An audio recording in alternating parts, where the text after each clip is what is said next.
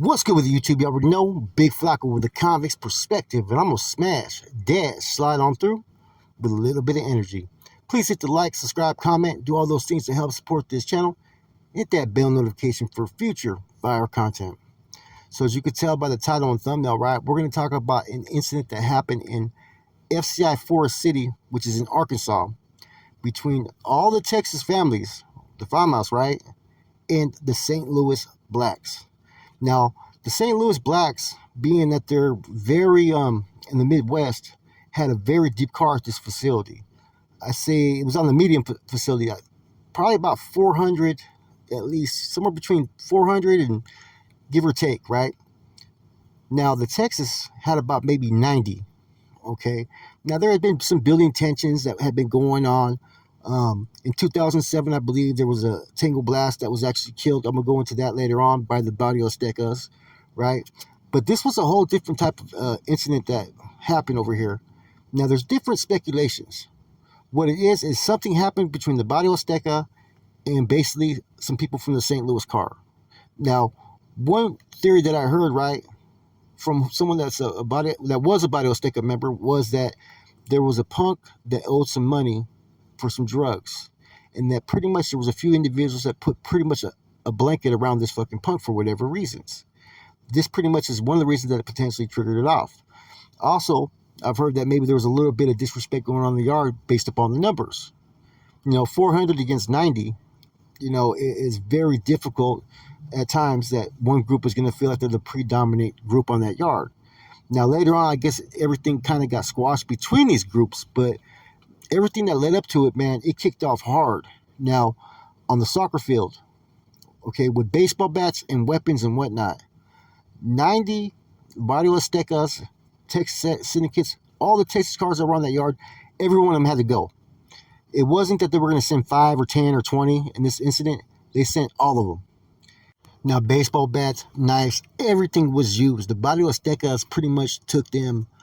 They didn't see it coming. I don't know if there was 400 people on that yard that day. Probably was less because, people have jobs or they're in-house or whatnot. But there was a good amount of, the St. Louis car that was out there on that yard.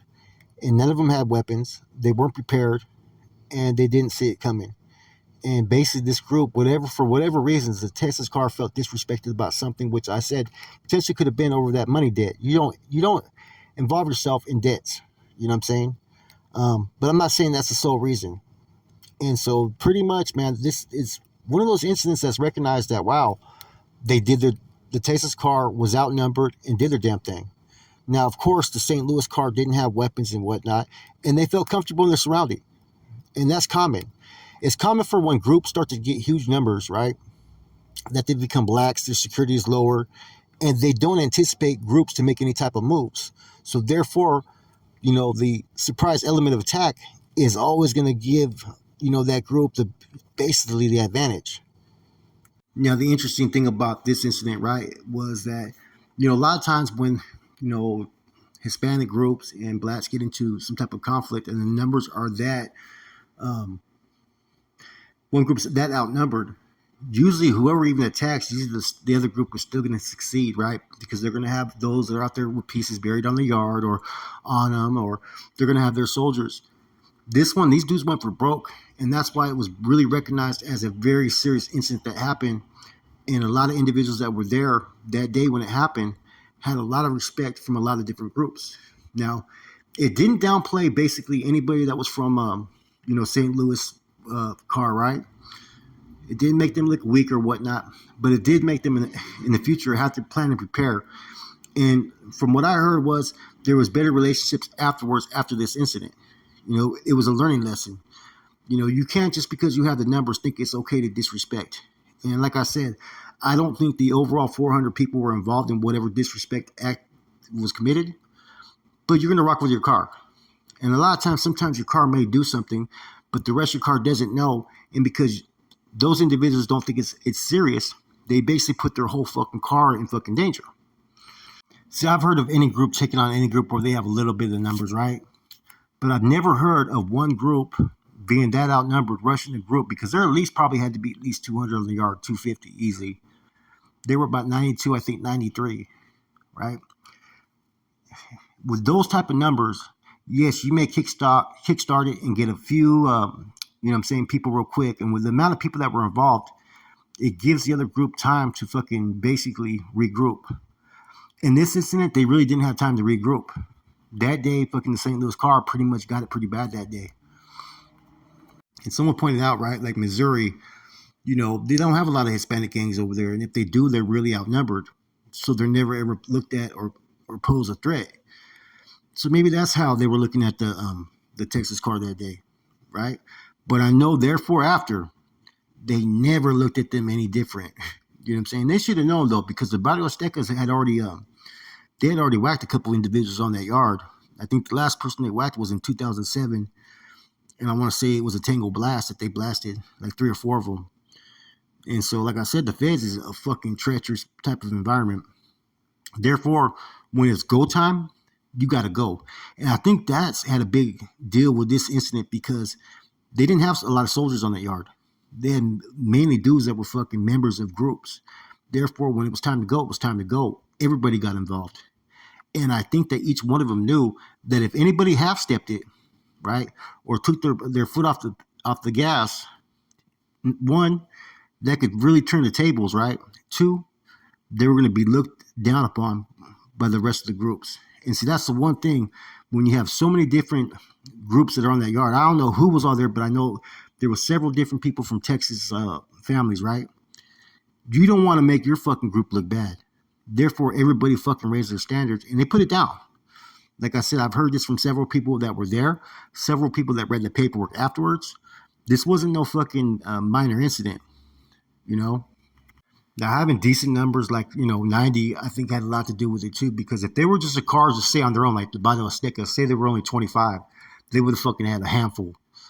Even though they rushed with weapons and baseball bats and knives, right, and took them by surprise, it would have been a lot harder. And so that's why other groups that have similar situations against certain cars, when their numbers are low, it's fucking hard, man. So when you have a nucleus of a little bit of a group, you can present a front against the enemy. And like I said, it went down, man. There's a lot of instances that I've heard where, all these different cars. And see, the St. Louis car, they're not a weak car. They're pretty deep. You got Memphis right there as well. You got all these different cities that sometimes they ride their car.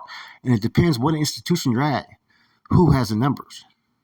And this was a vicious battle. It was as vicious as basically as the TC Blacks when they went at it with fucking every fucking, I forgot what prison. I want to say Coleman, right? But I'm not sure. Or one of those prisons, right? They went at it with the Sudanios, the Texas cars, the fucking Latin Kings, all rushed the fucking DC Blacks. And, that was a bloody fucking war because the DC Blacks, man, they're treacherous. They're probably the most treacherous black group in the system. Yeah, we get it that they do a lot of fucking weird shit, right? Press up on dudes and all that shit.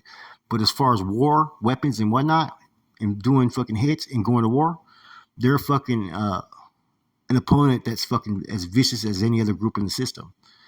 So this situation though, man, like I said, sometimes even though you have the numbers and things have been kind of relaxed, right? These are the same stories I've always heard even in California. One group decides that they have the numbers and they're not going to fucking respect the next group, and then shit kicks off. And usually that group that has less numbers but has a cause and purpose will overcome any obstacles in their way. That's what this shows, man. It's kind of like Cinco de Mayo, when you had a bunch of peasants and citizens that went up against a fucking well-oiled French army machine. But the French army machine had no cause, had no purpose. The peasants, the proletarian people and whatnot, and civilians had a fucking reason. This is a similar situation to that. With that said, it's your boy Flacco. I'm gonna have a lot more, different stories of different groups coming from the federal system, man. But I think this is an interesting one, and I think it kind of shows just how the system can work and how all this has kind of changed in the last 20 years as you've had numerous groups that started hitting the feds. Back in the days, it was like Club Fed, remember? It was a place you wanted to go and fucking all those mobsters and all kinds of shit. Now they're sending a lot of other people and it's taking the system by surprise. And now these groups have to coexist or be separated, and it's going to change from institute to institute. Anyways, hope you guys have a good evening. I'm gone.